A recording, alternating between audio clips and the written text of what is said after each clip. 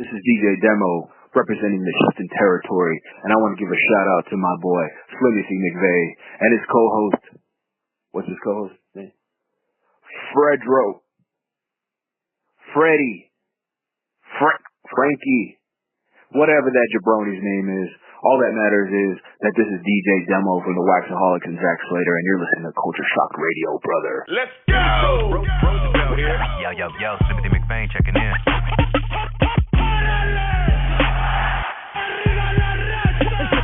There is no one that does it better than Culture Shock Radio.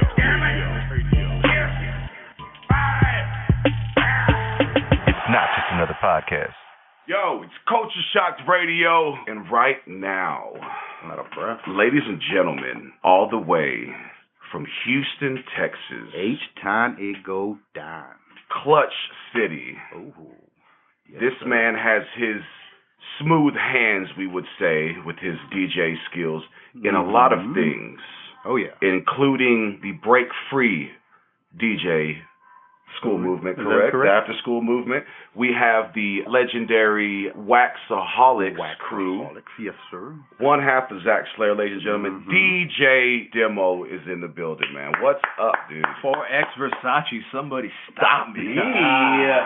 Smooth cat. How are you, my man? How was your drive, first of all? The drive was good. The drive, there wasn't that much traffic. You know, it was New Year's weekend, so it was a lot lighter than usual. That is dope. Okay, now, right off top, I got a question to that. 290 or 70? Coming in hot on 290. There you go. What were you listening to on the way up here? You want me to keep it 100? Yeah. Keep it 100 with us. It was the Conan from WCW, his Keeping It 100 podcast. Nice. Shout out to them, man. Viva la raza. Yes, that's fucking awesome. K-Dog. K-Dog. Yes, K-Dog. the Wolfpack. Me personally, I would have been, I think today at work riding home, I was listening to little George Michael. I may have shed a tear a little bit. I don't know, man. I was maybe feeling some type of way. I don't know. But I've been looking at a lot of Star Wars lately, you know. Star Wars. Did you check out the movie, Demo? What? The new Star Wars. The fucking craze. Oh, brother. No. I think I saw. Remember when they reissued the Star Wars, the original Star Wars? Oh, they brought it. Yeah. They put all those effects into it. The remastered. Yeah. What was it, like 98 or something like that? Around that time. Damn, yeah. Around that to 2000 switch. I fell asleep in the theater in the middle of that movie. Damn. So I love Star Wars. Yes. There you go. Yes. So I actually just got into it. I just recently saw the whole series, the whole saga, whatever you want to call it. I don't know. I'm not up to with all the lingo, you know. But Mike it is Swing, a little boring. Mike Swing, he's into that. Oh, Mike Swing he's fucking heavy. I'm sorry, Swing. Dude, Swing is. I'm trying to. I've watched them twice. Man, we'll get into Swing later, man. 'Cause we got Demo Carlito here, man. Yes. And we knew you were coming today because you have your Fridays here in Austin at Handlebar. Yeah. Fifth and Brazos, y'all. Yes. And shout out Handlebar. We seized the opportunity to extend the invitation because we're Caesars. We're Caesars. That's what we do. But no, man, it's good to have you here, bro. So, how do you feel about New Year's coming up, man? In what, a day and a half, 2 days from now? Thanks for having me. First of all, this is dope. Thank you. I really like. I guess by this time people have heard the first podcast. And I heard that already, and I loved it. So, New Jack Swing guys, Yelp reports. Yes. And talking about QD's hands, whatever that situation was. Shout out to Randy. That's my man, though. That was I love listening to Kellen talk. Yeah. About his experiences. Yeah. What was it? Slice-the-mania? I think he needed to get that off one time. I think he really did. He needed a release on that. You know? That was a really good podcast. Yeah, I appreciate it. We really appreciate it, man. Is what we offer. Fire. That just means you were that special to get it personally sent to you before it even dropped. Hit my DM. Suck it, bro. Yeah, they didn't even get the episode either, man. So, but no, we appreciate the love and support, man. And by then, we should have everybody, you know, listening and tuned in. Yeah. You know what I mean? I think giving their ears a backstage pass to what's going on, man. But most importantly, man, what's going on with you, man? How is the city of Houston doing? Yeah, I love Houston. Dude, I love H-Town. You said something about going into New Year 2017. And the way we closed out, the Waxaholics closed it out. Oh, yes.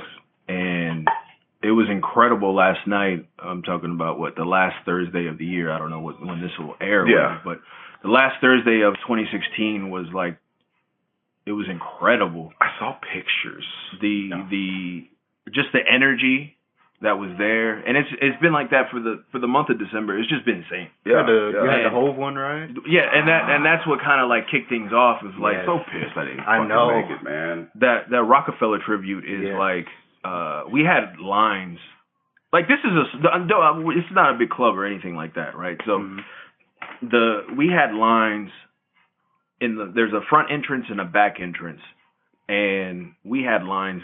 People waiting. We had family members waiting. We had, and there was like things we had to, my partner Big Reeks had to take himself from what he was doing to go get people in. Yeah. And because I was behind the turns, I was like, dude, why is this so long? There is no guest list tonight. and I was like, why am I? Because we're playing vinyl. It's all vinyl night. So I mean, we can get back to the history on that. But so all vinyl night, and I'm there with only a certain set amount for that particular moment. That was my set. But he had to go take care of like his brother getting in. I don't know if you've been to the club was called Double Cross, and it was like the size of like a yogurt shop. Wow. You know what I'm saying? Like with a little patio. Small but intimate. Hella yeah, small. yeah. Like capacity 55. Yeah. You know? Damn. And and then that thing grew into like I went there to go see his Jay-Z tribute in maybe like 4 years ago or something, like maybe year 2 or something like that. And because people had been telling me about it, people that I knew, my boy Los, who was also part of Waxaholics, he said, man, you need to come check it out. You need to come check it out. I'm like, man, whatever. It's a Thursday. Because in Houston, Thursdays, nothing's going on. Nothing at all? It's very weak. Wow. Like there used to be a Latin night at Sky Bar. That was amazing. My wife, she would always go, her and her friends. David Cruz was the guy out there.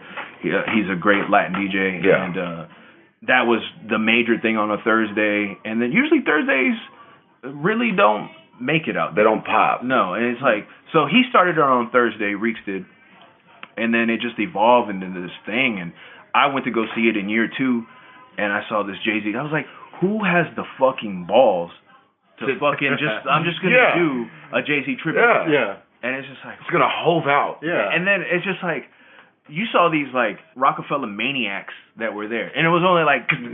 They have, dude. I'd fit right in. Right? Me too. It was like maybe like Rockefeller was. Shout out to Lone Star Beer. 2000. It was like 40, in hip hop, maybe like 40 people that day, 50 people, and then I was like, this like the mad dedicated rock fans. Yes. Like they came throwing diamonds up and everything. Came wearing Rockaware jeans. You know what I'm saying? And then album cut would come on and just like you know, like, what more can I say? Come on, and people are like. But what song, when you first saw that night, what song popped the most? What got everybody just, that one litty moment? It's to this day is Public Service. You don't know. Oh, that one is Public Service announcement. Oh my God! But you got don't the know. hottest chick in the game wearing to this chain, day, you know what you do? Last night we got another. It just doesn't get no better than that. And then you can backdoor it with the remix with MOP. It went little. It goes down there. It goes. Okay, I'm sorry. So then the next year with it was out of control. Yeah. And so it's been growing exponentially ever since then. And then I've been around them for 3 years, but officially on the team for 2. Okay. Good. It's just been incredible to be like purveyors of like hip hop. Yeah. Fuck you know what I'm saying? Man. Like, and I love what y'all doing, dude. Yeah. I mean, we're not doing like the biz era so much. I mean, we'll throw all those old school stuff, but since we're 35, 36 years old, like we're doing that 2000. Yeah, late 90s. 2000. Yeah, the Thou Wow switch. You go get a 90s night anywhere most of the times, you know what I'm saying? 80s night. You're going to get an early stuff Thou Wow. Like Thou Wow. That's what I've always said. I was like, that's one of my niches right there. Then you Rap Bastards did the Bad Boy night, correct? Sack of shit, y'all, dude. I couldn't make that one either. I want to make it out. Shirts? Where my shirt at? The Biggie tribute. Oh yeah, we made our bootleg. I hope Diddy doesn't hear it, but we made our bootleg. I think this is the second year in a row we did. You better chill because fucking Run DMC is in fucking. They have a lawsuit right now for $50 million. They're going at so many people and these little for the run, for the logo. and the inspiration that they're using and the likeness, they're about to. I don't know what Rev Run is on. I don't know. maybe he ain't paying the bill. Yeah, I don't fucking know, man. Maybe the jam's finally going deaf. I don't fucking know. But speaking on that, the Biggie tribute that y'all do. Yeah, that's do y'all play Suicidal Thoughts? Oh, it's funny that you say that because sometimes we get like a little like. At least for my set, I get a little too nerdy. Mm-hmm. Yeah, you go for what you want. Yeah, I'm like, fuck you. I want to. Yeah. It's my shit. I'm like a little bit backpackerish. In between the two of us. So you look for the hidden gems that nobody knows unless they're a Biggie fan. And then I was like, I'm gonna play Suicidal Thoughts. This was last year. Nice. I played Suicidal Thoughts. And I'm like, people are like not good, kind of not grooving to it. But I'm like, in my head, why aren't you? You're there for a big tribute. That's one of his best songs. You've never heard this before. And who else has ended an album? And like so that? Your first album. So don't get it twisted. We do go that deep. Okay. Yeah. Okay. That's good. That's good to know. Yeah. Fuck yeah, dude. So, we have tribute. We had the Bad Boy tribute this year, which we brought in DJ Active, which was the tour DJ for the Bad Boy tour. Okay. He came in and did a set. Nice. He maybe did like a 45-minute set because he was at the Toyota Center just down the street. Yeah. So so you just casually throw that in? Yeah. You just flexed on us, right? It's just right down the street. I'm sorry. Go ahead, Jim. I'm sorry. He was shitting on us one time, but go ahead. He dropped in, did a 45-minute set. He was brought by our boy Sean, who's in Atlanta.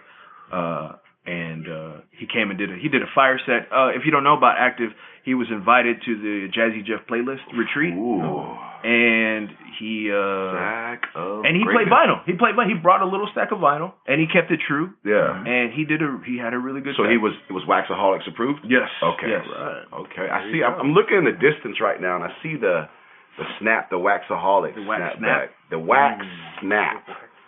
Those are ill, bro. I'm not going to ask you for one. Oh, no. If I would have known. Another run, maybe? I would have brought y'all. Okay, all right. Brought gifts. Okay. But on the next run, and then I need to get y'all shirts. I know I got Lauren the Stranger Things. I was a little tight about that. I was a little tight. She kind of flexed on me one time. Lauren, baby, I love you. But, yeah, she kind of flexed on me one time. She was like, and proclaim the hand delivered it. I was like, you know what? Okay. Okay. All right. Well played. I will get with Demo later on that one. Hey, but I gave you that tacos hat. Oh, off my dome. Okay. Yes. Thank you for the tacos hat, which I follow him as well. What's his name? Marco from Houston. Yeah, Marco from Houston. Oh, okay. Follow him. Okay. That Instagram? This dude is giving you like the Texas culture of tacos, the Tex-Mex culture of tacos. Oh, yeah, I know all this. You know him personally, correct? Yeah, really? Yeah, like that's his man that he put me on. And did he come down here to Austin to do anything about? Yeah, he did. Tell me he didn't go just to Juan in a million, though. Tell him. I'm not saying nothing on Juan. No. Well, we love it. Yeah, I don't know had Juan in a million. Why you here in Austin? Have you ever had? I stopped eating meat. I'm gonna have to ask you. I guess this podcast Ladies and gentlemen, I am so sorry. We'll find a replacement immediately. Right, in it. Okay, but just because it has some, you can still enjoy a breakfast taco. Are you Chorizo Funk just had those, like, I think vegetarian option. Oh, wow. To his signature taco. Yeah. Wherever he had his taco. Yeah. You're talking about Chorizo Funk here, right? Yeah. Chorizo Funk. It's like this is the second episode he's made it in? Yes. Look at that. Random Ray mentioned him. Shout out to Random Ray. And you was mentioning but not to stray away too. I'm sorry for going off really. We can just keep on going. Yeah, we could. I was just saying, I was looking at the Waxaholics. Yeah. So speaking of Waxaholics, okay, this is the collective that you are a part of and this movement, and it's fucking awesome, man. Mm-hmm. I personally, I don't think I've really ever asked you for me or Slim, but for the people, all of us at once, like, can you give us the rundown in the beginning of Waxaholics, what the movement is, what it's about, you know what I mean? Like, it's really like finding, it comes from finding a place or doing a gig that you get to play what you want. Okay. And not having to... No boundaries. You're not limited. Because in Houston, it's like... There's a lot of, like, segregation. Of, like, yo, you can't do that here. Or or it's just like people of color. politics. Yeah, people of color can't be here. It's called crowd control at clubs, at venues. Yeah. And now, do y'all have what we have here in Austin? Like, do the GMs, like, while they're there, while you're working, text you and tell you, yo, you're getting like too hood, or there's too. That's happened in the past. It's getting too dark in Yeah, here. you'll get those. I try not to go to those places anymore. Yeah, go to those places and even like work at those places. Yeah, and that's why. That's where that idea comes from, and then also working in let's say the hip hop genre, you're having to play the Yachties and all this type of stuff, which is fine. They all have their place in hip hop. It's fine, but it's like, hey, I want to play 112 and Biggie. You know what I'm saying? Bump. So it's that type of shit of like playing what you want to, when you want to, and serving a community of people like us, that are like, yo, did you play Suicidal Thoughts tonight? Exactly. Thank you for that. Yeah, thank you. Well played, Slim. High five. Well played. Nonchalant would ask you, did you play Juicy, or do you know he played Juicy on the Bad Boy night? You know what I'm saying? Yeah. Yeah. If somebody asks you, did you play Suicidal But did you play What's Beef? Dog, Reese played that last night. Nice. High five again. Two high fives in already, dude. Or he played that on the last Thursday of nice. So have y'all ever thought about taking the show on the road? I mean, we're trying to get there, man. Let's just don't. We're too far ahead on that. We're getting to the beginning of Waxaholics. So it comes from just creating an environment that you're just playing good music, good music from our era, that that quote unquote that we would find good golden music. I would say like my golden era, being a little bit younger, because I'm not 40 something. Yeah, we're 30 something. I'm 30 something. It's the 30 something. 30's the new 20. Exactly. So it's that our era of playing that type of music. Like, if I want to play Laffy Taffy, because you're not hearing that in the new clubs. The new clubs you're just playing, Yeah, but 10 years ago, that was it. That was it, exactly. So the girls, when they hear it, they're like, oh, thanks for playing that. I can finally dance this, And it's like maybe a hood classic, for 10 years. Play Jeezy's first album. Like, that was the only album I actually listened to. I'm sorry. I have to say this. And then, what's get played off of there and gets a pop? Go Crazy. Yeah. With Hov? Yeah. Was it the original? Maybe like, now, talk that shit. I like the original. Yeah. I just play the original because... But when Hov, he just greased them wheels. Yeah. He was just like, nah, Hov, talk that shit. It was just, but... The song was already there. But what I want to say is, at this time, extra on it, I had moved in with Protege. He had moved to Dallas, and I went with him. And this is right at the end of 05. So when the 06 came, because I believe... Thug Motivation 101 released at the end of 05.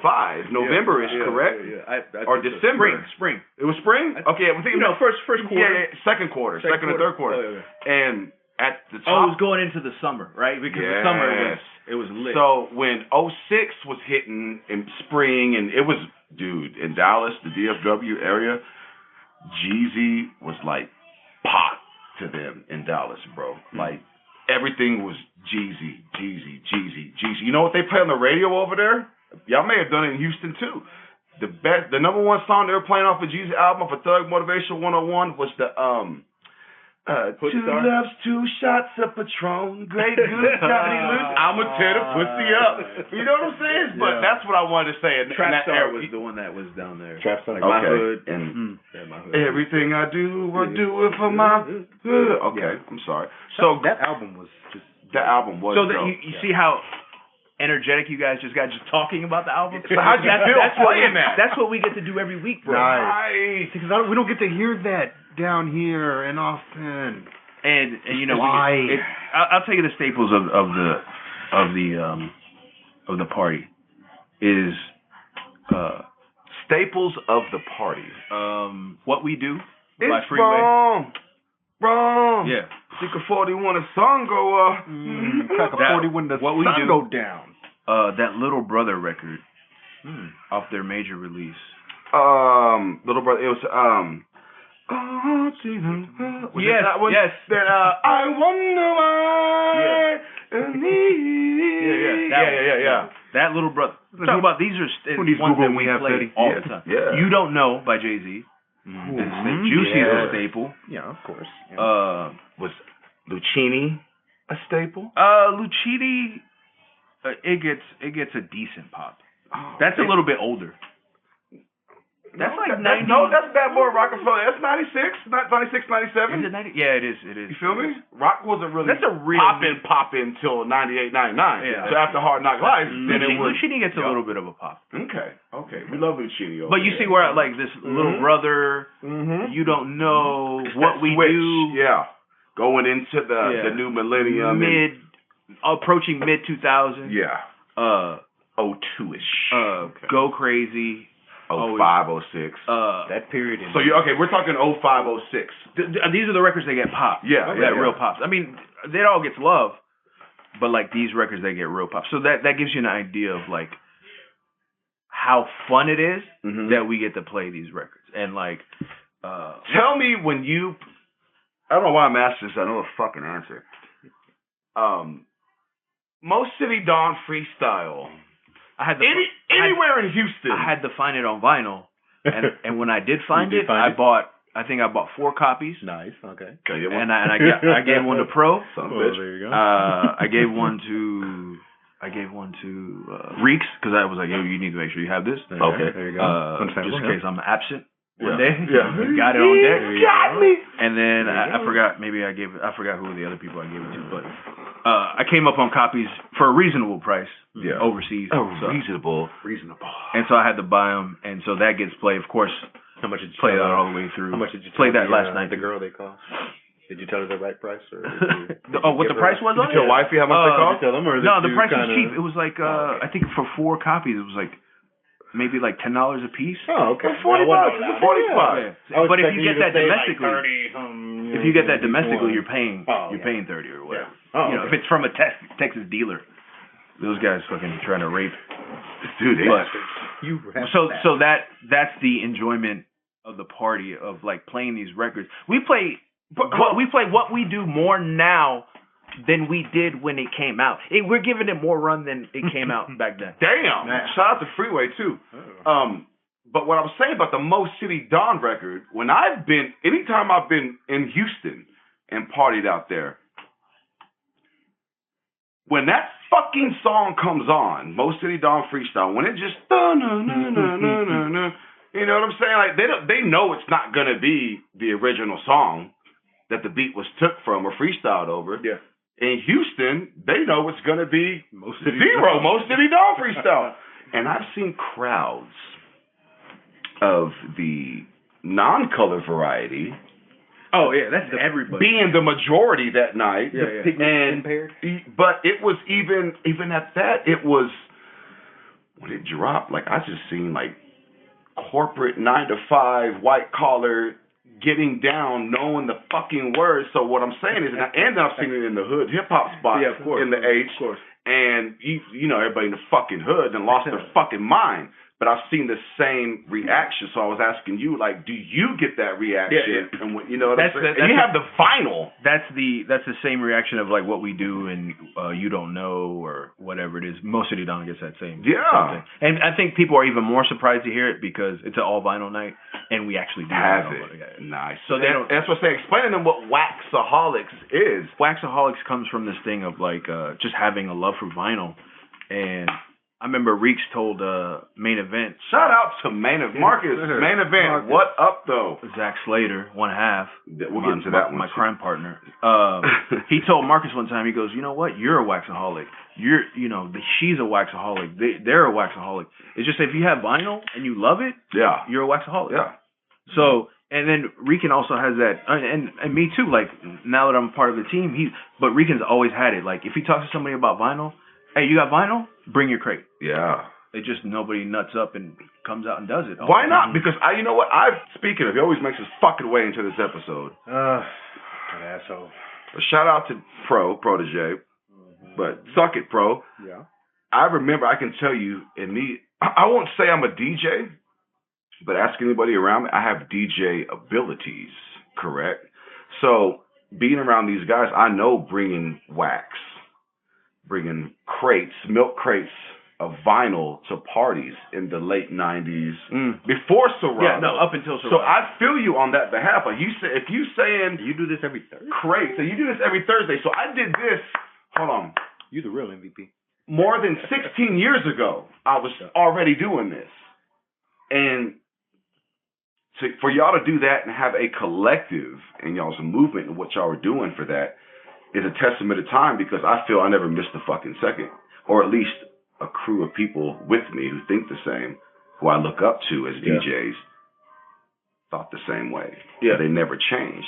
So that's, for me, Waxaholics is, you come to shut shit down. But for you, y'all, what we all want to hear, you know your crowd, because if they weren't fucking with y'all, you wouldn't have that crowd. Yeah. Just like the shit with New Jack Swing and what they're doing. Absolutely. You know what I'm saying? Like, it is the aspect of bringing just straight vinyl. I've seen you kill a 45 set. Mm-hmm. Thank you, brother. You know what I'm saying? From the H to Austin. You know what I'm saying? I've seen it, bro. Thank you. You know what I mean? And the Squad. You know what I mean? So it's just like, I love everything y'all are doing, bro. So I think I just had to elaborate on the whole wax thing. And if me being a fan of DJs and having those abilities, but looking up to y'all as peers, I think that's fucking awesome, bro. And it never stopped for y'all. And this year we got nominated for a Houston Press Best. They kind of rearranged things this year, and it's like called Best Theme Night. And this is like the first time that. Why do they have to put a fucking tag on it though? I don't know why. Maybe Best Night. I think that's how it was in the past. I'm not sure. I don't know. I didn't really follow it. I think it's like the same thing, like the Village Voice, affiliates. Like they have. I think. We have the Austin Chronicle here. Oh, the Austin Chronicle. Is that like kind of like our Houston Press or something? Like kind of like it's not the newspaper, the Austin American Statesman, but it's the subsidiary every Thursday. Social. It's the more social. It tells you everything that you can do that week, whether it be nightlife, day life, concerts. But it's held in high regard because that's what we, you know what I'm saying, read off of, and for those who are still into printed publications. As opposed to Facebook fucking feed, but I'm sorry, Demo. And so we got nominated. I guess it's the same thing as whatever. Okay, you'd be nominated for like the Chronicle. Austin Chronicle. So it's kind of like that. You have to use the Chronicle too. Well, that's that's the official. Yeah, paper. That's the official paper. That's the official. The Houston Press is that like Austin. Ours is Austin American Statesman, the official paper, and our subsidiary within the Metro culture is Chronicle. Austin Chronicle. Yeah. So we got nominated for that award. Nice. Best theme night, I guess. Maybe best night. Thank you, man. Who took it though? Who took it? Fistful of Soul.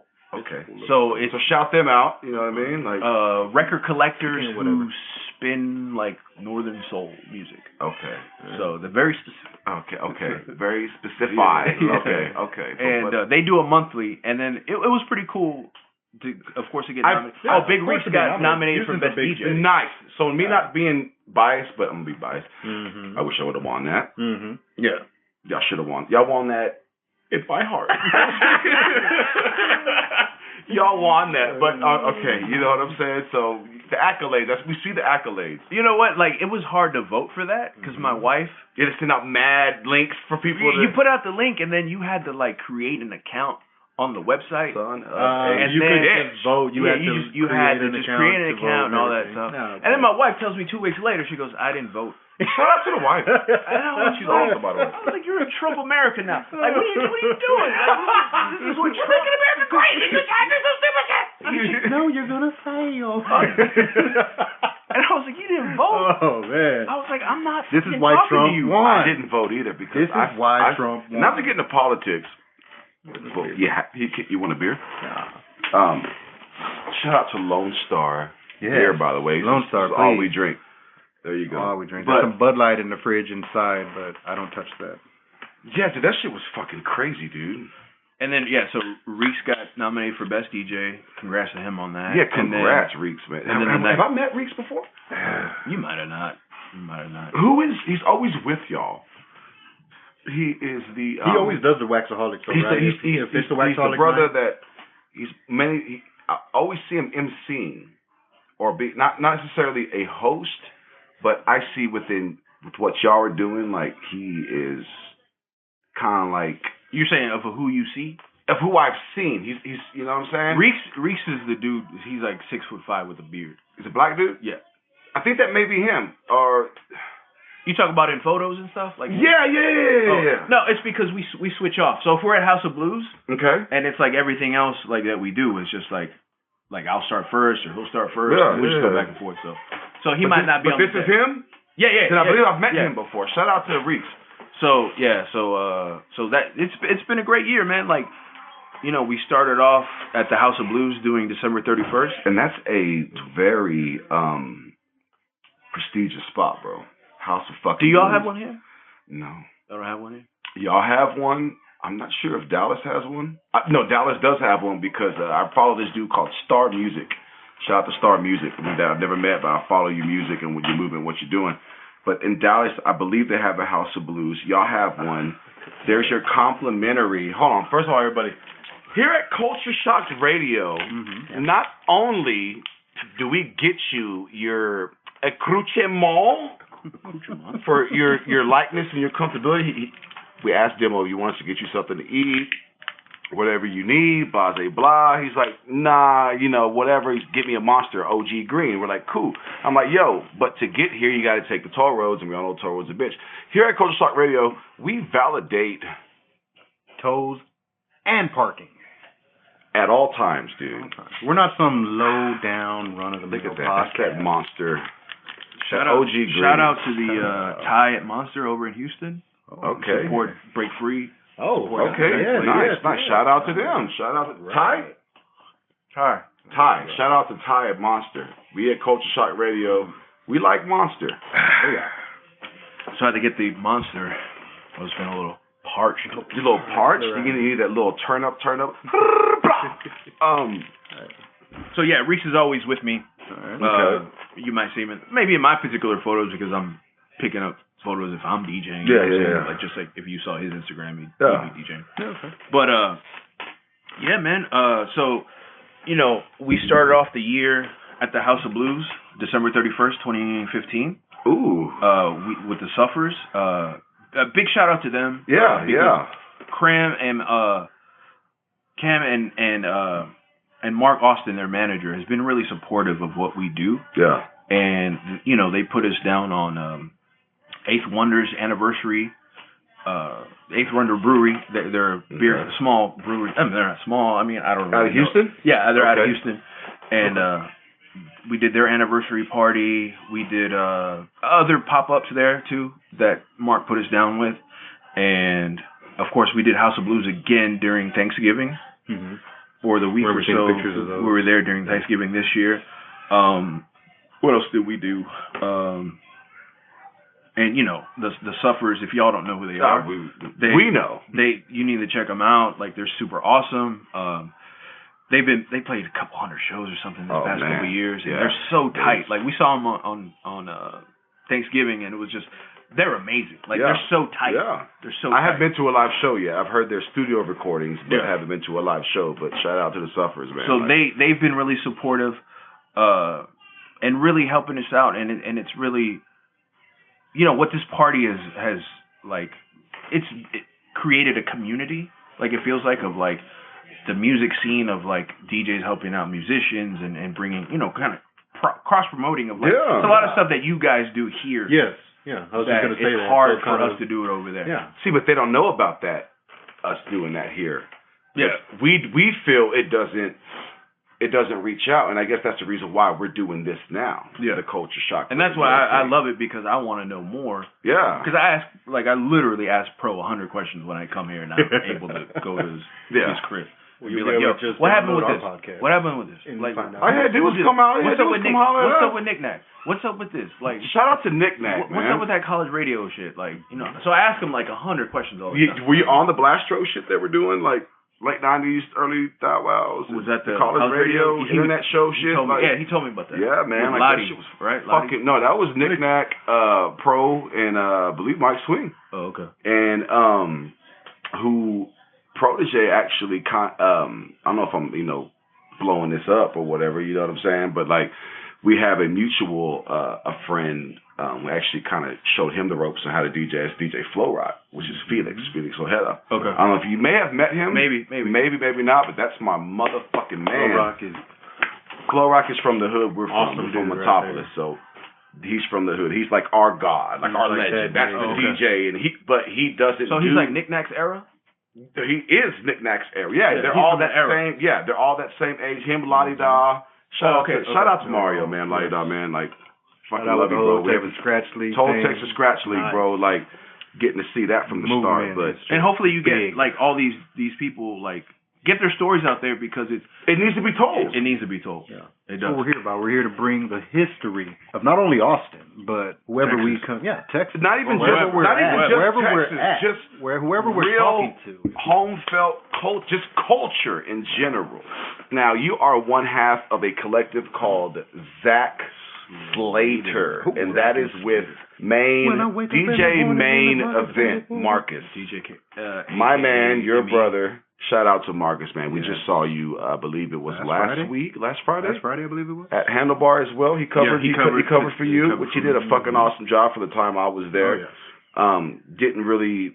You know, he showed us the 24 karat remix that y'all did, the Zack Slater. Yes. Can we get another high five? I need one. There you go. But no, that shit was nice. Ill, and like he was just like, listen to this shit. And I was playing. I'm like, yo, I'm about to go see Pro right now. He's at Kung Fu. Like, he doesn't even know I'm coming. So he'd be like, I need this right now. Yeah, I was like, I need this now. He's like, I'll send it to Pro. I don't know if he did that night.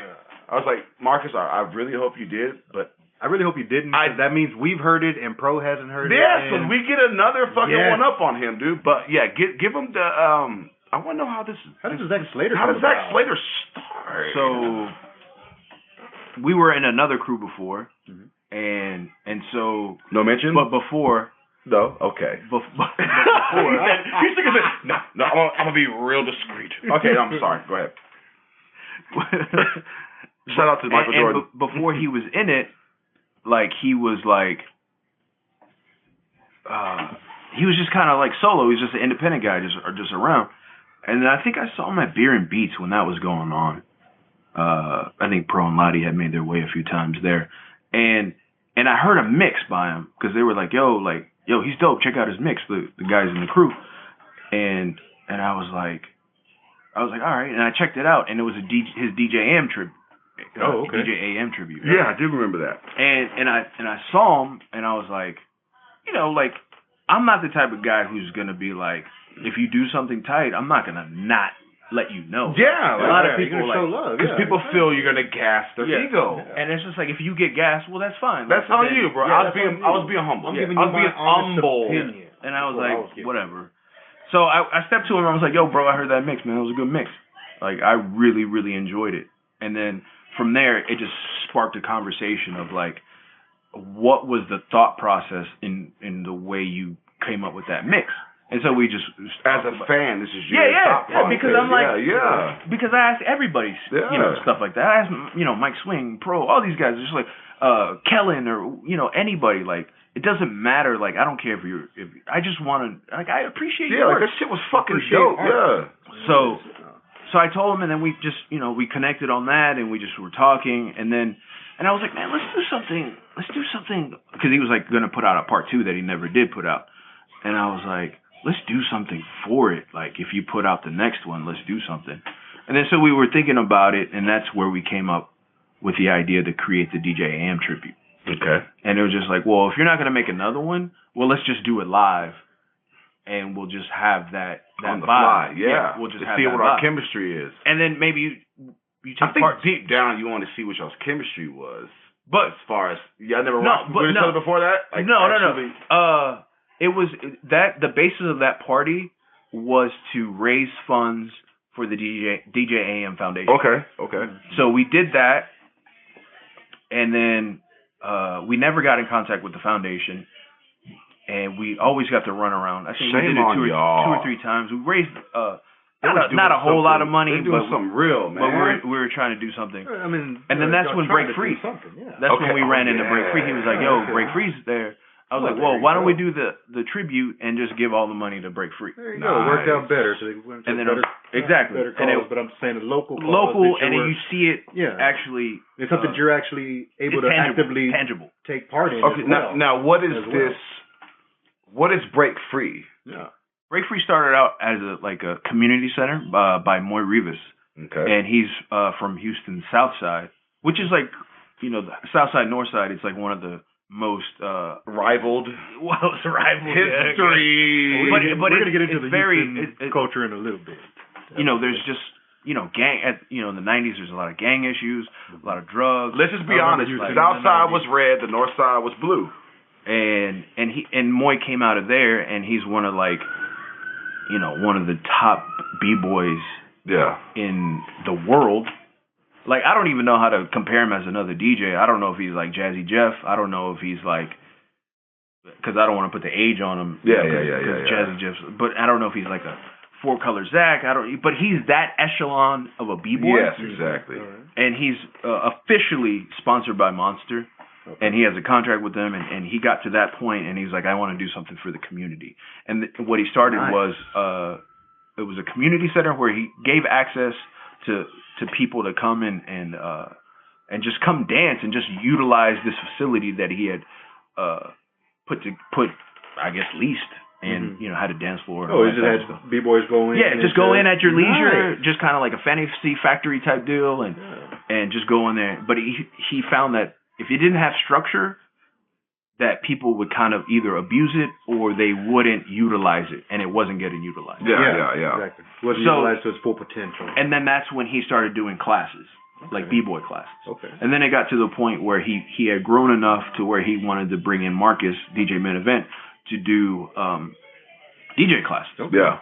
And then so Marcus created the DJ class from scratch. Making your way through the pillars of hip hop. Exactly. And so that's what he wants to do and has achieved with Break Free. And so Break Free has evolved into this from the South Side.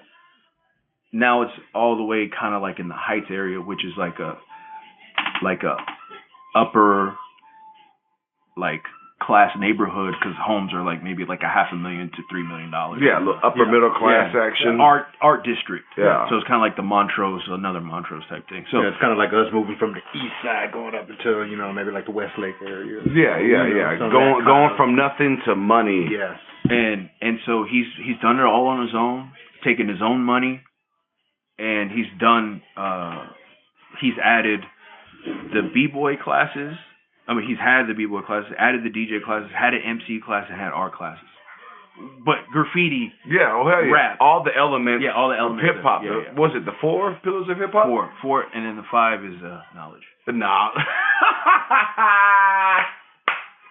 You have to knoweth thine infoeth. That's what Chris KRS-One told us. That's what he told us. And if we don't live by that, then we don't live by hip hop, dude. So we teach there. Okay. And we teach kids from the age of 5 all the way. He's not a kid, but our oldest student is 40. Your oldest student is 40. Yeah. Okay. So we have everything in between, and it's great work, man. Like Jeremy is the I want to say like the director. He's the director, and then Jesse's there. Jesse Germ, and then Cosmo is like the office manager guy. And all those parts, man, like the blood, sweat, and tears that they put into that project. Yeah, dude. And like the leadership that they give some of these kids, because some of these kids like have like ADD, ADHD, or like a form of autism. Yeah.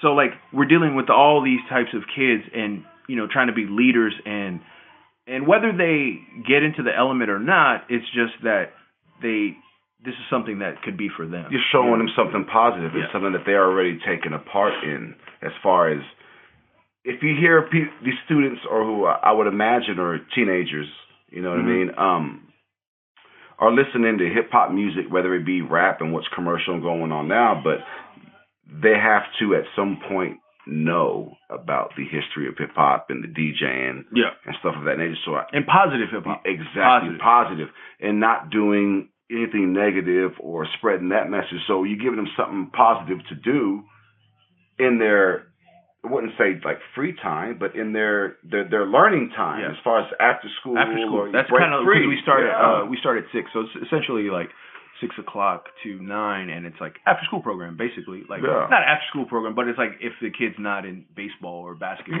Give them something else to be in. And then they're interested in dancing or whatever. It's a positive hip hop with like the most positive leaders that you could have, and guys who are actually invested in trying to bring up a positive youth through hip hop education.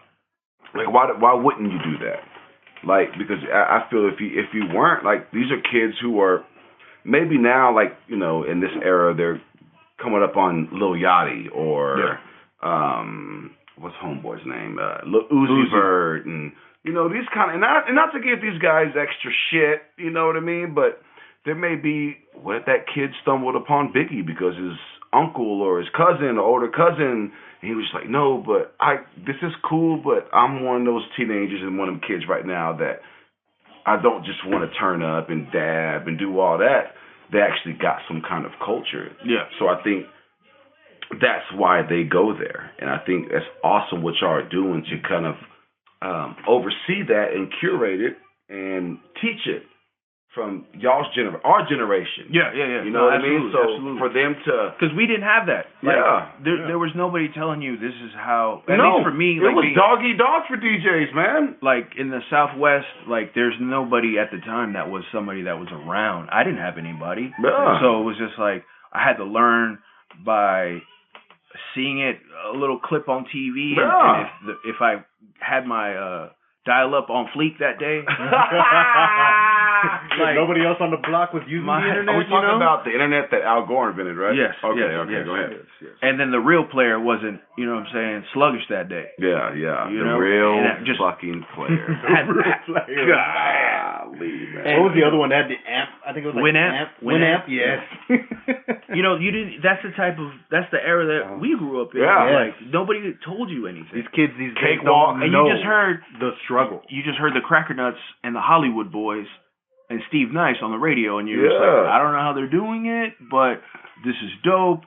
And then, so you were just by yourself, and now these kids just like, they're able to have that, and that's cool. Like, yeah, they had that option, and y'all are that voice to them, that actual push. That I wouldn't say just like mentor, because everybody runs to mentor, or because you have Big Brother, Big Sister Foundation, stuff like that. Mm-hmm. I think this is the ultimate outlet for, I guess you could say, you know, most hip hop fans come from, you know, therapy. It's just therapy. That's what music most of these is. people, we all come from poverty, most of all. You know, first and foremost, dealing with what we've dealt from our upbringings here in Texas. You know what I mean? So for us and for y'all to have this collective of what y'all are doing, like that means y'all went extra hard and were extra dedicated to what y'all were doing, because it would have been easy. We were the last ones on the map, bro. For y'all, you know what I mean? Yeah. It was y'all could have just taken the money or whatever and just did for y'all. Put it back into y'all group. For y'all. You know what I'm saying? Let's put it back into Zach Slater. Yeah. And so we can make this brand. It was like, no, let's look for something else in the community that we can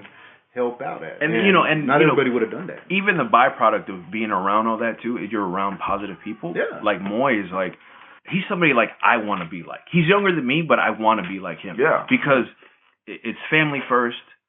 Well, it's God first and then family. Yeah. And then it's helping people. Yep. And I think that's the most incredible thing. And then it's about healthy living as well. Mm-hmm. He's a B-boy, so he has to keep his body at top-notch condition. And like got you into the not eating meat. No, he stopped eating meat for a little bit just to see how it worked for his body, because but he needs it. He does activities. I do no activities. Like at all. Are you physically active? I lost. I'm barely sexually active. I lost 40 pounds. I lifted a fucking donut earlier. The heaviest thing was this giant monster can right now. I lift about a 24 ounce. You're welcome, by the way. I lift about a 24 ounce. You asked for it, though. 3 times a day, you know. I lost 40 pounds this year by not going to the gym. Well, there you go. So there you go. I'm not mad at it. No, don't buy into the hype, America. Yeah. Exactly. But you don't need to go to the gym. But next year is my year. And Moy is like I mean, he's such a great person. He has great energy, and he makes it.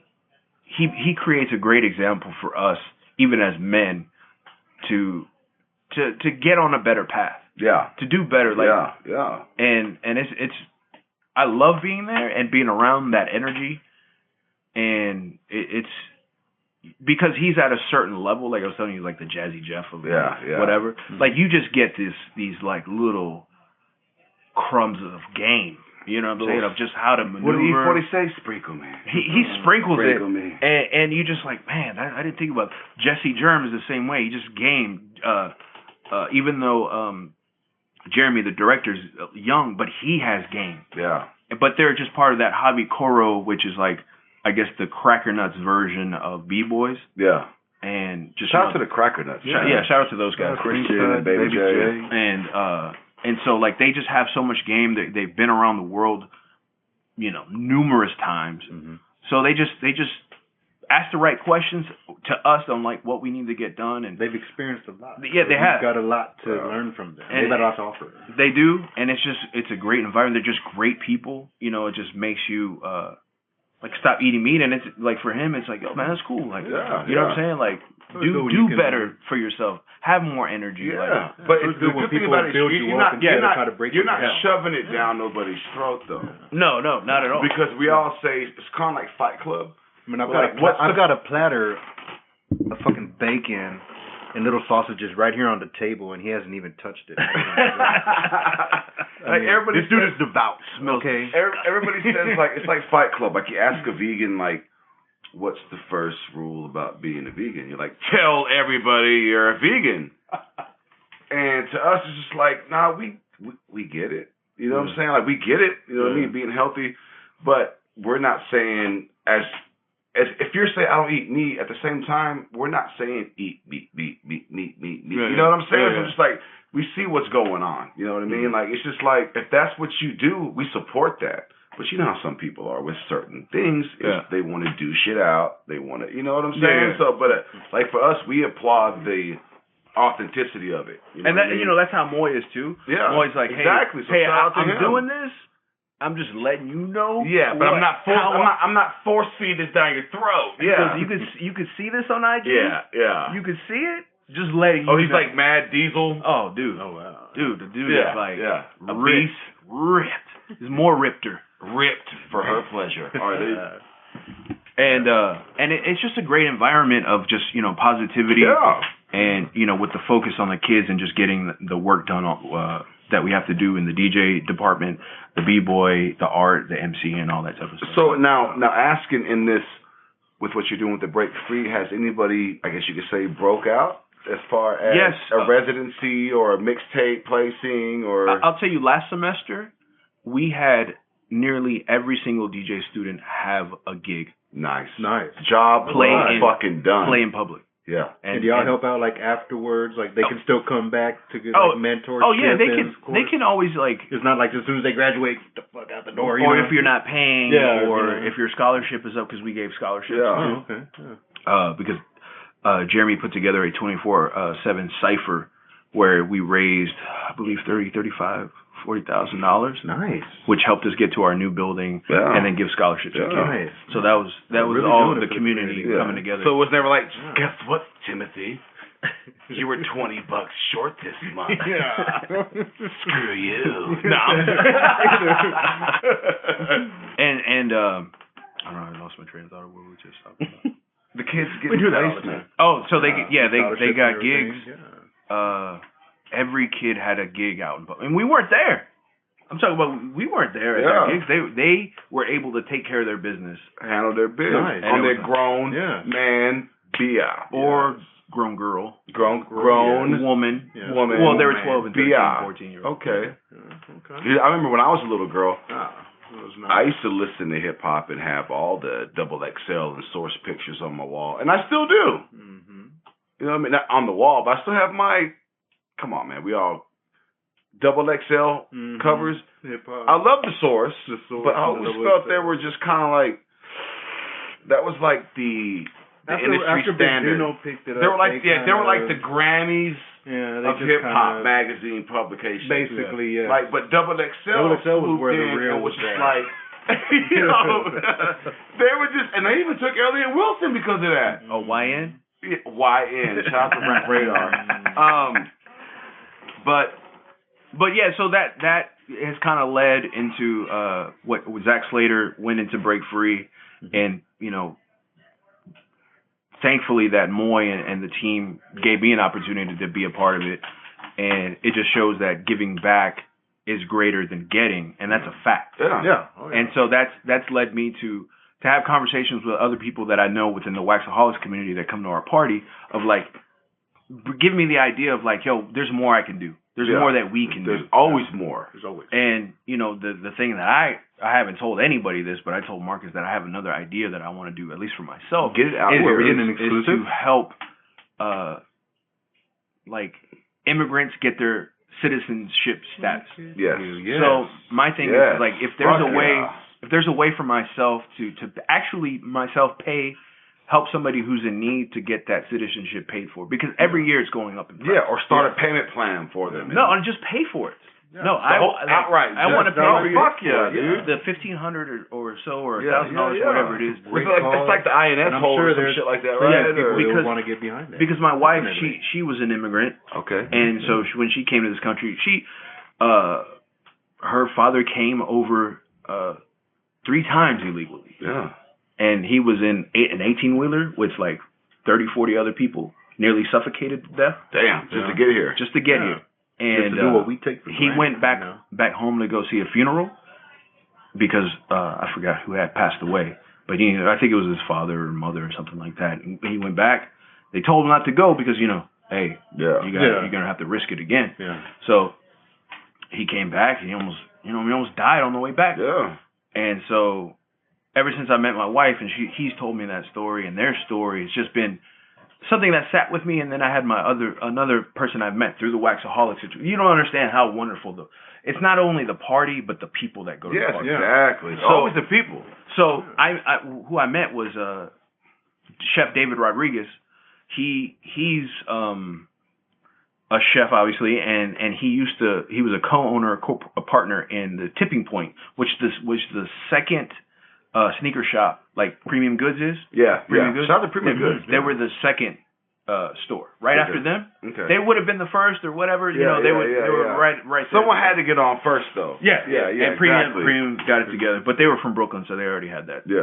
That thing or whatever. So David was a partner in that, and he's an immigrant. And so what happened to him was that he had a felony on his record. Yeah, he worked it all out. Everything got clear. And then years later, he gets married and he goes on a honeymoon. And then on his way back from his honeymoon, he gets held up. Ooh.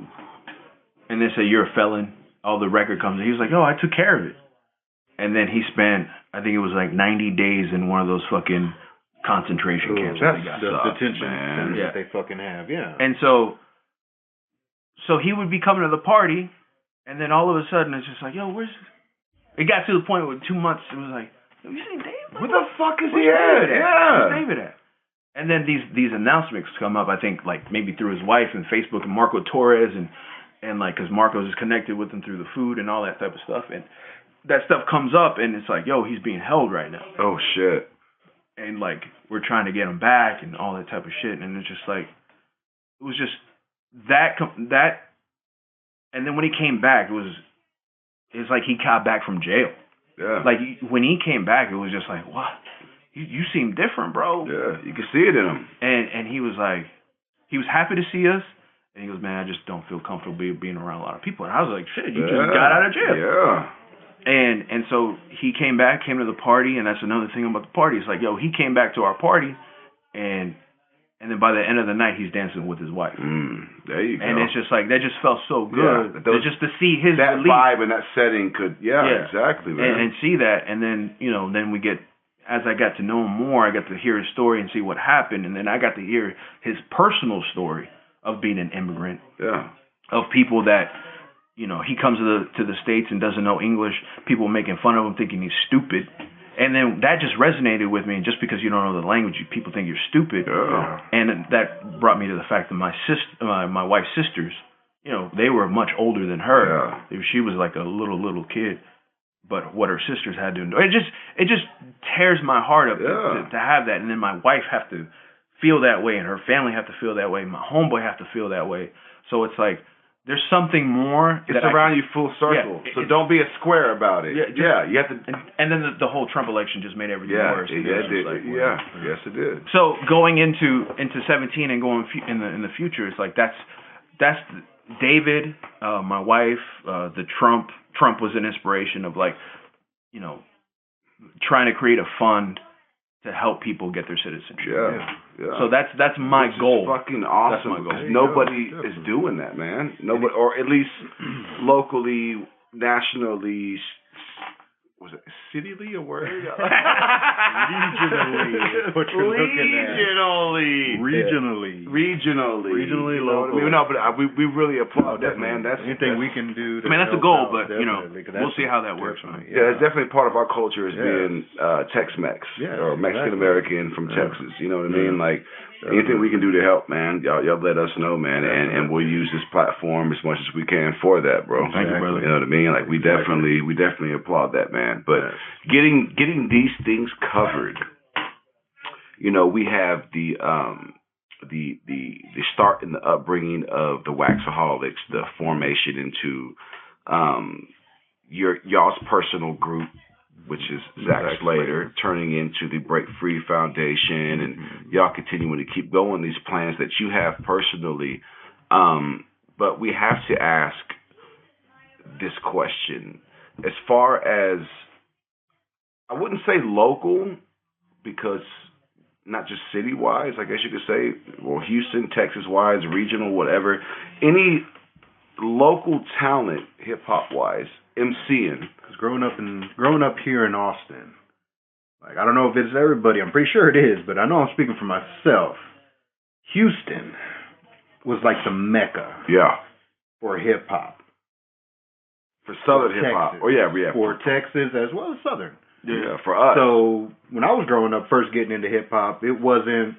Yeah, I mean, I was a big fan. I mean, that's my dude. But more so, it was regional. Screwed Up Click. Pokey's always been one of my favorites. You know, Lil O. So you actually being from Houston, man. You're actually able to. These are like the neighborhood local dudes before they blew up. These are like local dudes. What's that like? What was that like? You know, to be honest, like my family's not originally from Houston. Oh, okay. So we're from near McAllen. Okay. And then so we got here when I was 3. So like when I got to Houston, I didn't have any like older brothers or cousins like to kind of be like, yo, listen to this great tape. Which everybody else in the city had, right? Yeah. And that aspect wasn't really in my. Just to be honest, like I'm not gonna front and be yo, that was. I'm a big screw. That was my DNA. No, I'm not gonna say that was my DNA. No. Like because all I had was when we had cable. When we had cable. was MTV. Okay. And then it was the radio, which the radio was the most important thing. Video killed the radio star. I'm sorry. I had to go. So I didn't have that experience of like my cousin and everybody banging out Screw in the garage. And I didn't get up on it until the 3 a.m. priority release. 95. 4? Because I was in middle school. No, Still Afloat was 93, 94. 3 in the morning came out either late 95, early 96. Oh yeah, I was in eighth. That was part 2 that we know now with Serving the Deuce. Yeah, I was. And part 1. That was haters watching me as a creep up on the bone. Yeah, I think I was in 8th grade. That was trippy. So that's when like I was kind of like I wouldn't say a bad kid, but I was just a mischievous kid, and my mom put me into like this cheap ass private school. That to teach you a lesson.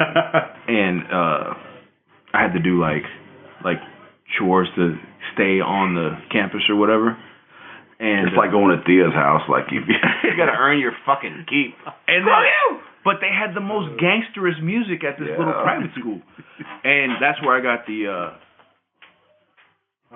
that's where I got the 3 a.m. tape, and then Easy Does It I think was out at the time.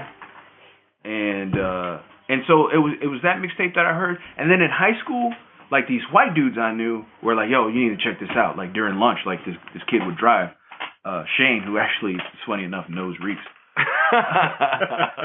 Put you on. And he would play, it was some Mace records. Tell me what you want.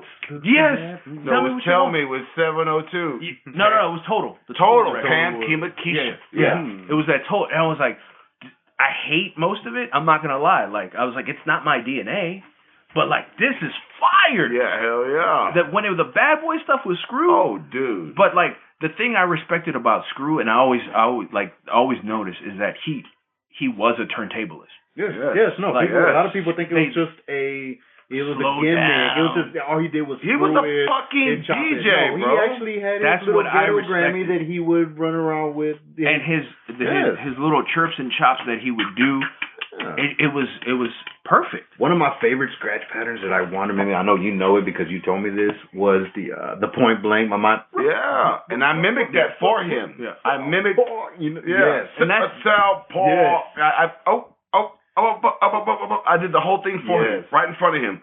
I was just like, yo, bro, this is because of that. But my best thing about Screw was the Yes. and then he brought it on the one. You know what I'm saying? Like, that was his illest timing. shit. Serving a deuce on 3 a.m. Double beats. Yes. That was dope. Like, I didn't necessarily like it Screwed, but when I heard it, and because it's like you get into somebody's Monte Carlo at the time, or Cutlass. Yeah. You know what I'm saying? Like they'll be like, man, come on, man, I want to hear some Wu-Tang, bro. Yeah, man. That's why you're like, they'll be like, man, nobody want to hear that New York shit. Yeah. And I'm, mad bias but so you're sitting in the back seat, and I'm like, damn, he's chopping it tight though. Yeah. And his rhythm is tight. Like, I always knew that. But then there would be certain songs that I'd be like that Bad Boy stuff was. I've gone back recently and re-listened to a lot of the great tapes and just listening to it. What's your favorite from a different perspective? Yeah. Now you can actually see how dope he actually was. and it was on vinyl. Now let me also say, now when it comes to Screwed Up Click and this whole Screw movement, us being from Austin, we know the movement from, the Screwed Up Click came from Houston. Yeah.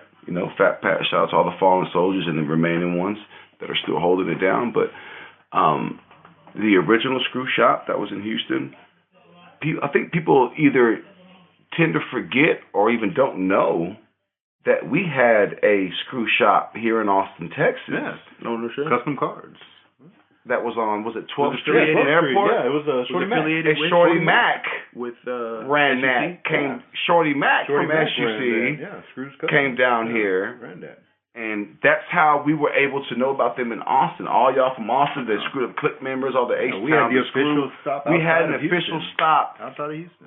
In Austin. We had a Screw Shop. I don't know if Dallas had one. I can't say if San Antonio had one. I spent many a dollar there. I know the original was in Houston, and I know we have one here.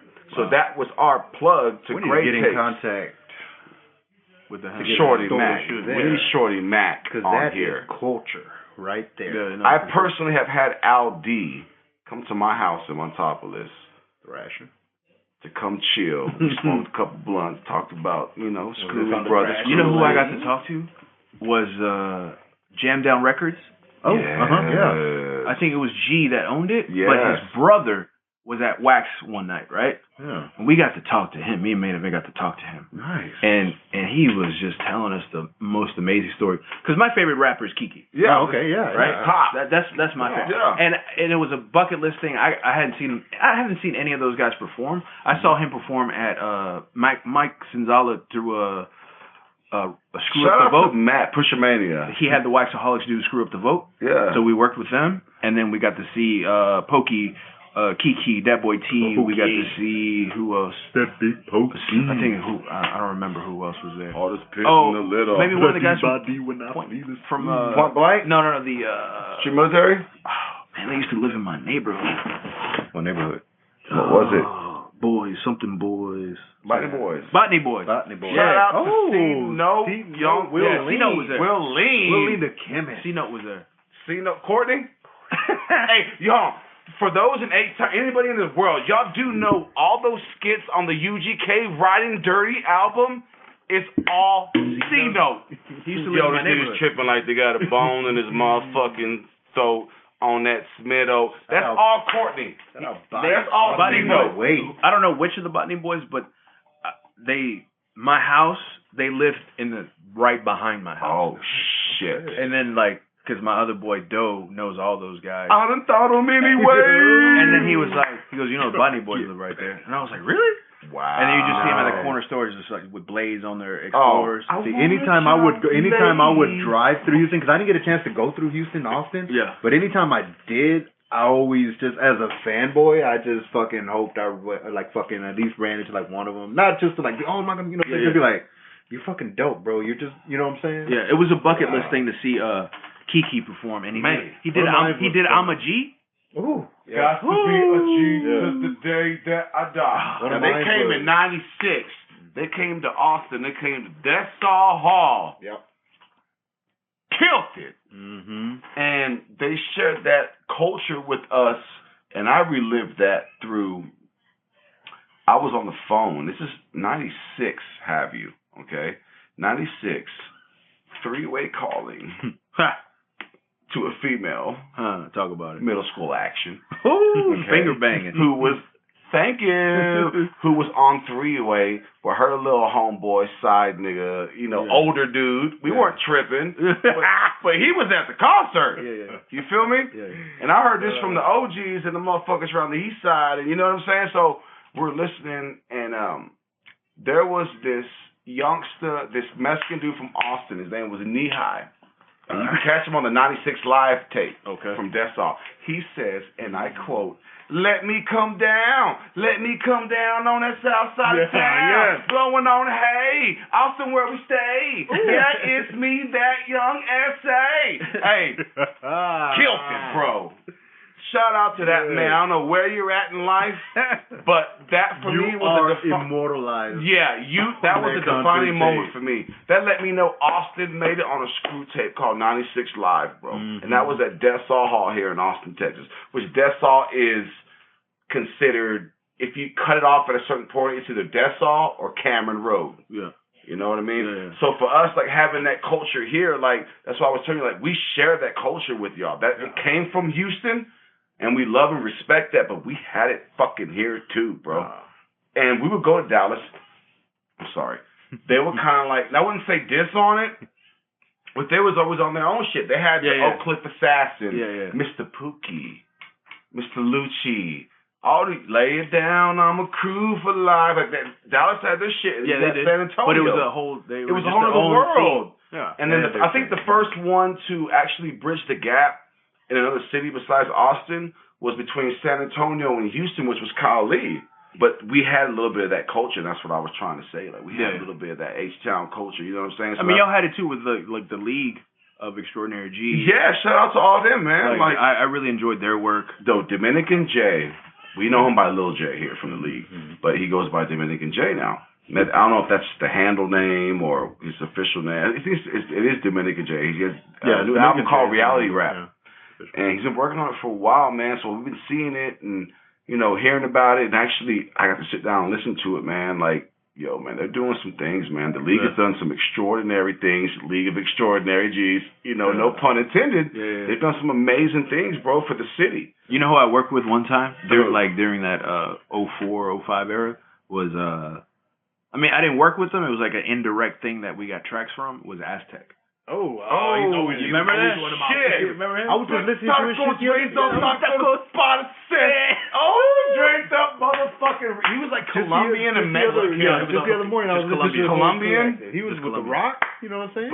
And I'll tell you this, I did a mixtape called, remember I had posted like some mixtape work that I did on my Instagram a while back? It was this mixtape called Rise to Power, right? Yeah. And so I did that. I think my girls got did that Aztec mixtape. But Aztec took that name from me. Like, he was signed to The Rock, and then I guess my boy had told him, was like, yo, like, we're gonna do this mixtape called Rise to Power because it was the prequel to the Carlito's Way. Yeah. Remember that? Yeah. It was a prequel. And I was like, no, I'm gonna make a mixtape off of that. And I guess my boy had kept on telling him, and then, come to find out, like, he does that Rise to Power mixtape. And so right now, Coach, we're starting the rumor right now. You caused the name for. I feel like I did. You feel like you did? it. For Aztec, for the Rise to Power project? I don't even know if that means anything to anybody. It means something to me! It means something to me. And I've seen a Blunted by Nature shirt. And I don't want to say too much because he gets, he hits the gym a lot. But he was actually mad physical. He was in Southpaw. He was in Southpaw. Mad physical. He knows how to box. So let me retract that. I did not happen to have Aztec. We are sorry. Here at Culture Shock And Radio. we rolled with him a couple times. Okay. To Roxy. Oh shit. Roxy. and it was like it was during that Jeezy type era. Yeah. You know what I'm saying? 05. Yeah. And 06 Clamp. his man opened up the Hummer. Oh, You know what shit. I'm saying? And was handing everybody these Wolfpack T-shirts, right? Okay. And we were just there, like, just peripheral guys. You know what I'm saying? Like, we're really trying to get a mixtape going, and that's why we're here. Yeah. And then all of a sudden, we all got shirts too. And I was like, all right, we gonna put this on.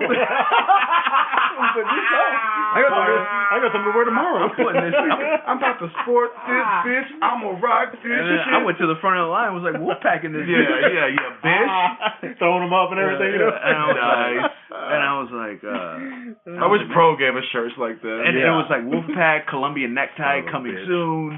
In the bag was a perfect 05 promo shirt. Yeah. Man, I wish I still had it. I think my wife told me to throw it away. Why would you listen? And so we were trying to work that mixtape shit out because he was on Rock La Familia, and we just wanted to have the exclusive, especially in town. Yeah. And at the time, I think I was on Party 1049 as a guest DJ. You know, he just threw that. I was Yeah. I was free I just Jane. I ain't gonna lie. Yeah. I had an opportunity to get on there, and so like I think that was the time, and then trying to get it right, and then the guy named DJ Camilo. You ever heard of him? Yes. Camilo. Yes. Yeah. Mad familiar. He's like the top guy in New York. Yes. He is the top guy. Did a couple of Biggie mixtapes. Yes. He's what is it? Heavy hitters. He's the OG, and then he's the one that got the he got the official mixtape, which was fire. Okay. And then when I heard it, I was like, I'm not mad. I'm not mad. I was like, it's Camilo. I'm rubbing my forearms. I was like, But I'm not mad. Camilo.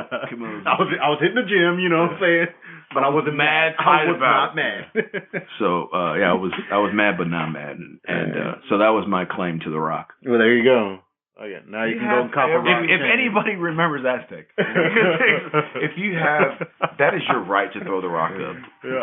Patos raised off taco. Tacos raised off taco spot.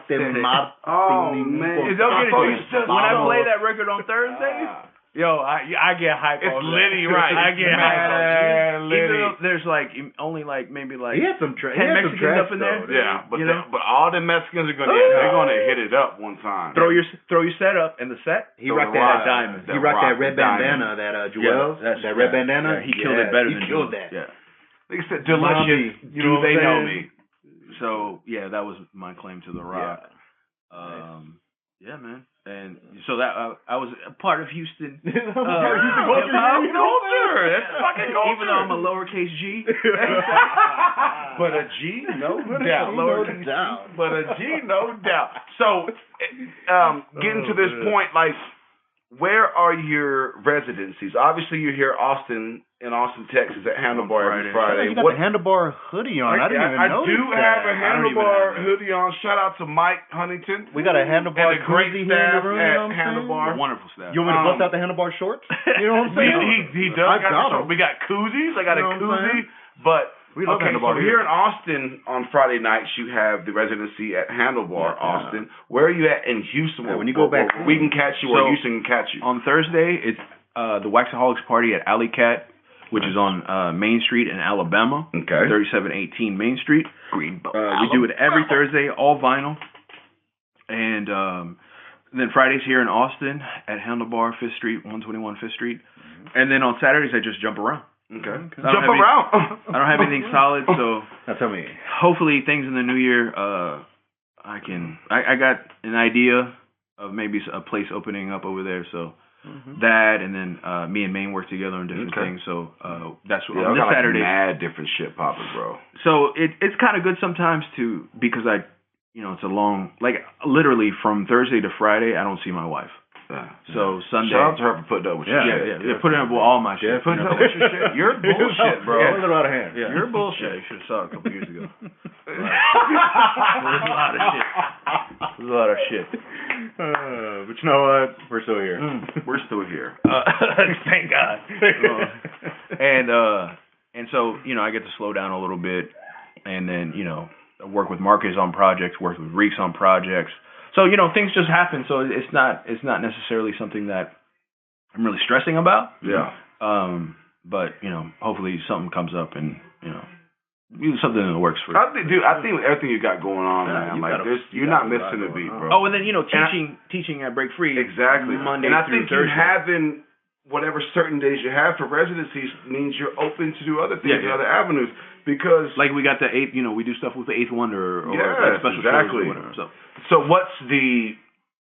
You had the Bad Boy Party. Tribute. You had the Rockefeller tribute. Can I get a fucking No Limit tribute? Hold on a minute, because March 9th is coming up. Will there be the Biggie tribute will be there? Come on, bro. I think Culture Shock Radio might have to take a road trip, and maybe broadcast live broadcast. You have a couple months to think it over, But I definitely want to be in the house anyway. Yeah. Because I definitely want to see if you can. The thing is like either you could do the Bad Boy tribute, or you could do the Biggie tribute. So if you can't make it by March, because you're getting ready for South by, which me and Maine will be at South by. I'll get on that mega bus. I'll be up there. Already got that booking. Where? Mischief. Nice. Y'all are doing the Bad Boy one? Oh, shout out to Mischief. You rap bastards are dope as fuck. Love that guy. I love them people over there, man. Those are my people over there, man. I actually need to get them on here, too. Or Diddy's birthday, which is in November, when we do the Bad Boy thing. So I feel like the Biggie one's super dope, right? It's the one I love. That's the one I personally. But the Bad Boy one goes off. But so does the fucking Rockefeller one. And since we're at the height, of this phenomenon, why can't I get a No Limit night? I got No Limit tatted on my fucking arm, bro. We've been trying to get a SEC type. You know what I mean? Like it's a Southeastern Conference, like Louisiana to Florida. Okay. They're gonna make their way out there. They're gonna do a cash. All that stuff like Alabama. Okay. Well, you gotta go to Atlanta and holler at Ghetto Mafia. Straight from the deck. You gotta go old school. We want to do an Atlanta one specifically. You gotta go to Dungeon. But we might as well just get the whole. We did a Texas versus I'm gonna introduce Louisiana. you to. You need to holler at for any Atlanta or in this region. Will Hustle, my man. Will Hustle. Will Hustle, shout out to you, bro. We need to get you on here as well. But I'll plug you with him, bro. He does a lot of stuff with the movement in Atlanta. Do some every monthly. I think it's like a pre-South by Southwest meet and greet. Yeah. So for those from to and fro, before it happens, can actually meet with each other, shit like that. And I think that shit is necessary in what's going on right now. You feel what I'm saying? And I also think that's a missing element in hip hop. Everybody says the 4 pillars of hip hop, but what about the missing? The unofficial, the 5th one is comedy, stand-up. And that's mad hip-hop. Arsenio Hall. Definitely. You're going to go to the fucking Night at the Apollo. Yeah. You know what I'm saying? Where the fuck comedy runs in this? Yeah. Eddie Murphy. Well, Cypher Sounds is doing that. I mean, you listen to the Godfather of podcast, which is Juan Epstein. Oh, and he's dropped by the Waxaholics party, too. Nice. And he got on my set.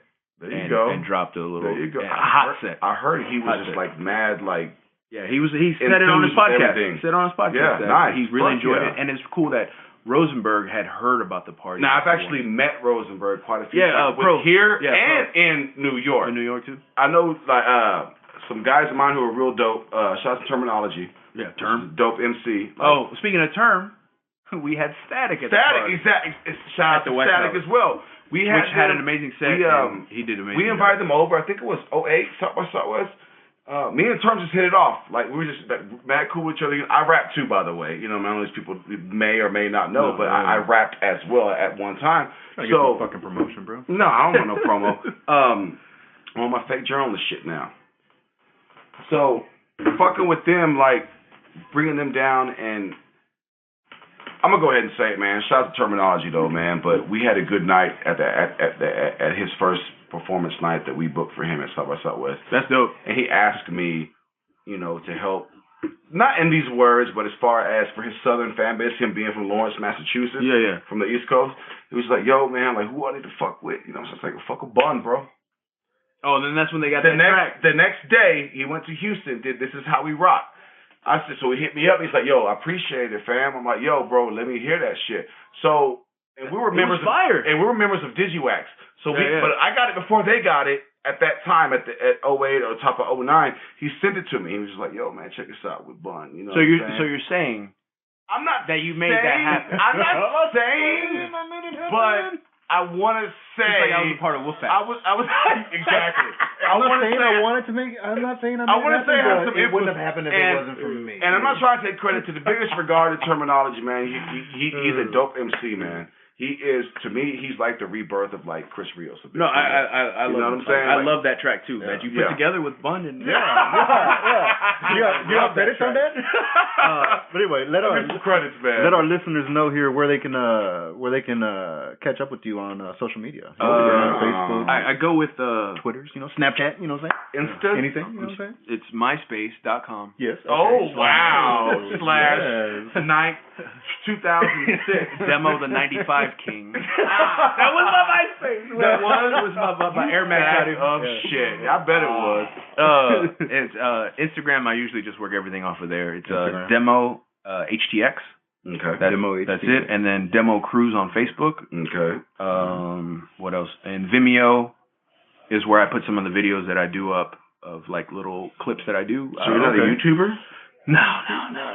Don't feed it to the machine, bro. I want the HD. Fuck a YouTube and you and YouTube. Okay, I'm sorry. It's vimeo.com/demo aka Carlito. Nice. So here at Culture Shock, we really thank and at you. Zach Slater. Oh, yeah. Zach Slater. Zach_Slater.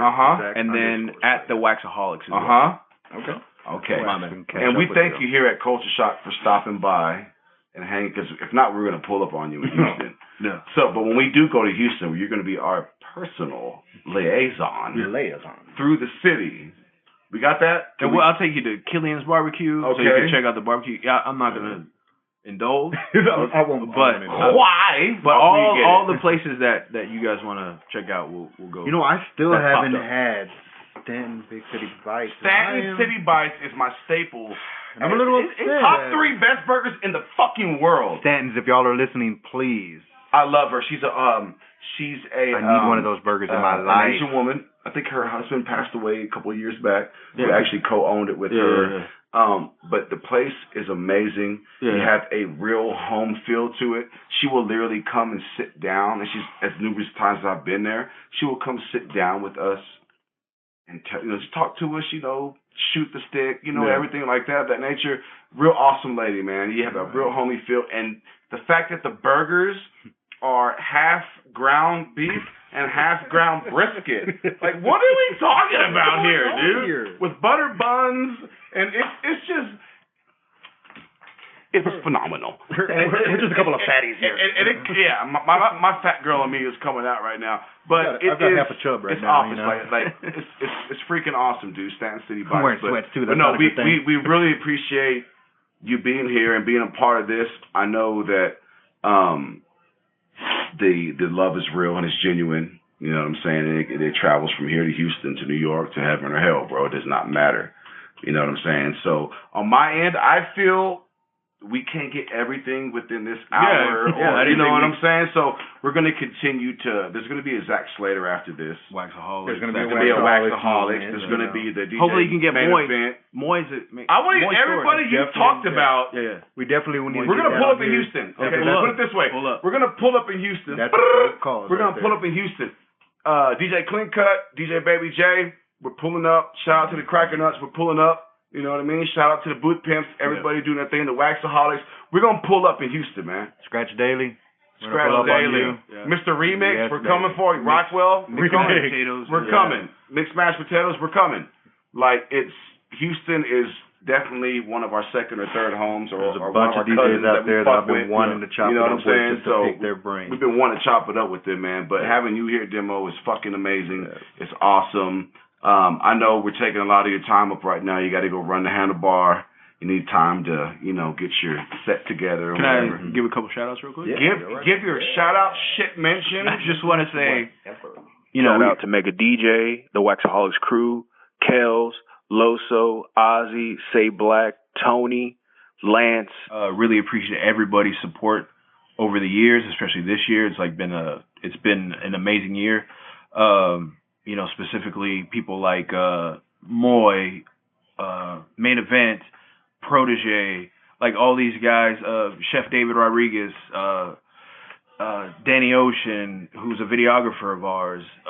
You know, everything that we do is a team, and you can't get anything done without a team. And and you know, I appreciate Pro so much and what he's done for me. Mike Swing too. This year they let me on their set at New Jack Swing. So my wife, you know, the Suffers, Mark Austin, you know, B-Girl Madness, you know, they might not support directly what I do, but they support my guys. And that helps me. That everything that helps me, you know, helps them. So how can you sit down for you believe it's something you stand for at all times?